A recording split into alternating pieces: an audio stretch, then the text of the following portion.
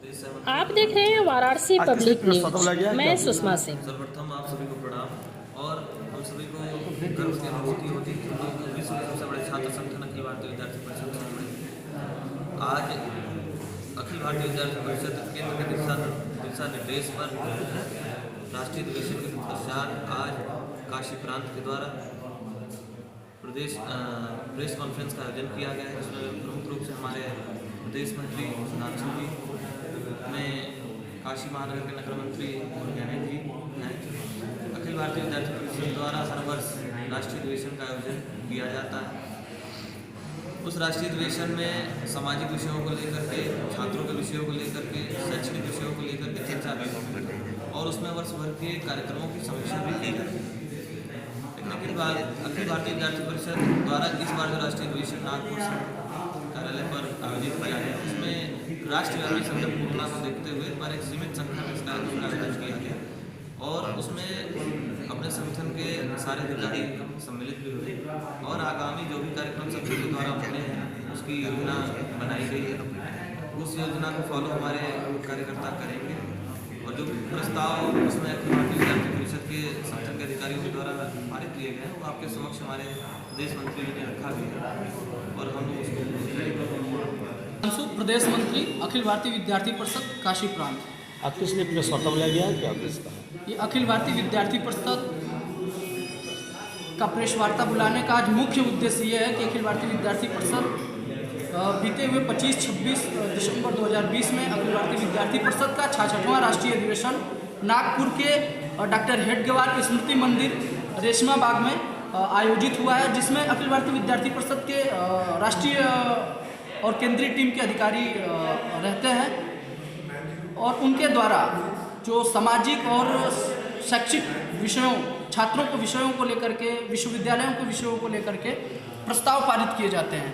जिस प्रस्ताव को लेकर के सभी प्रदेश अखिल भारतीय विद्यार्थी परिषद में कुल 42 प्रांत है, जो सभी प्रांतों में राष्ट्रीय अधिवेशन के पश्चात प्रेस कॉन्फ्रेंस का आयोजन होता है, जिसमें सारे विषयों को अखिल भारतीय विद्यार्थी परिषद के 66वें राष्ट्रीय अधिवेशन में जो भी विषय आए उन विषयों को लेकर के हम सभी प्रेस वार्ता काम करते हैं।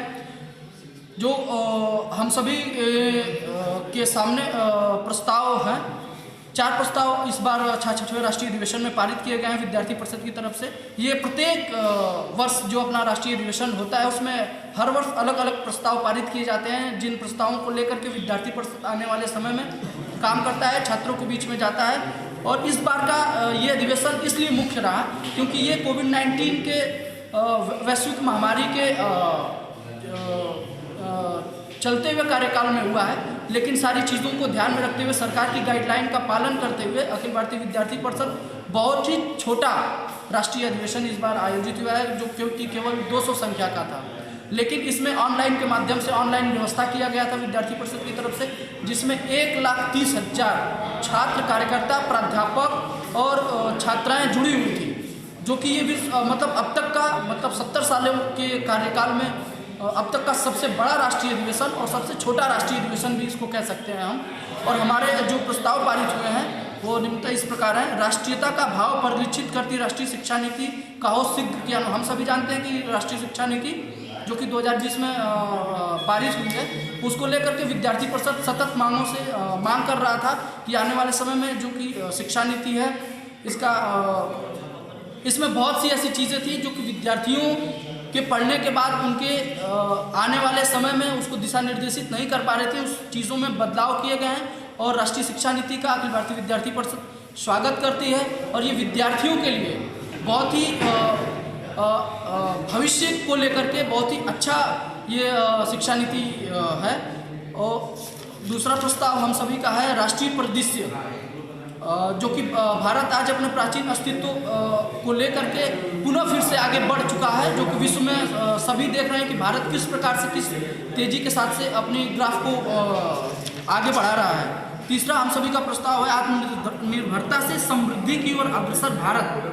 आत्मनिर्भर भारत एक बुनियादी स्वभाव और आधार पर आधारित भारत के आत्मकता को आधार पर जो किया जाए वो आत्मनिर्भरता होता है। हम सभी देख रहे हैं कि युवा आज इस समय स्वयं की चीज़ों को लेकर के किस प्रकार से इस समाज और इस क्षेत्र में काम करने का काम कर रहे हैं। चौथा, हम सभी का विचार प्रस्ताव जो प्रस्ताव पारित हुआ है वो विशिष्ट संस्कृति व जीवन पद्धति के द्वारा कोरोना महामारी से विजय पाता भारत, ये हमारे 4 प्रस्ताव पारित हुए हैं इस बार राष्ट्रीय अधिवेशन में। छात्रों की बात कर रहे हैं, छात्रवृत्ति उनके नहीं आया है, छात्र लगातार विरोध कर रहे हैं, कैंपेन चलाए हैं, कब तक इनकी छात्रवृत्ति आएगी? बिल्कुल, छात्र जो कैंपेन चलाए हैं और अखिल भारतीय विद्यार्थी परिषद ने भी कैंपेन चलाया है, जो कि छात्रवृत्ति जिन छात्रों का नहीं आया है उसके लिए विद्यार्थी परिषद सतत मांग उत्तर प्रदेश सरकार से कर रही है। आने वाले समय में मांग करते हुए विद्यार्थी परिषद ने मांग किया था कि छात्रवृत्ति की डेट बढ़ाई जाए और उत्तर प्रदेश सरकार ने इस डेट को आगे बढ़ाया भी है, आपको संज्ञान में होगा।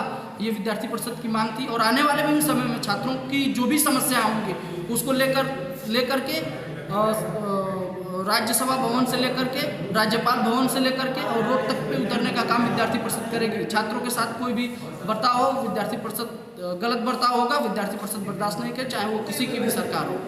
तो बनारस में प्रेस कॉन्फ्रेंस करने का क्या उद्देश्य था? बनारस में प्रेस कॉन्फ्रेंस करने का ये उद्देश्य था कि जो हम लोगों का राष्ट्रीय अधिवेशन होता है उसके बाद हम सभी प्रांत अपने अपने प्रांत केंद्रों पे, अखिल भारतीय विद्यार्थी परिषद काशी प्रांत का ये प्रांत केंद्र है, इस नाते बनारस में प्रेस कॉन्फ्रेंस हम सभी किए हैं। आने वाले समय में भी आप देख रहे हैं बीपीएन न्यूज के यूट्यूब आने वाले चैनल को लाइक, शेयर, सब्सक्राइब करना ना भूलें।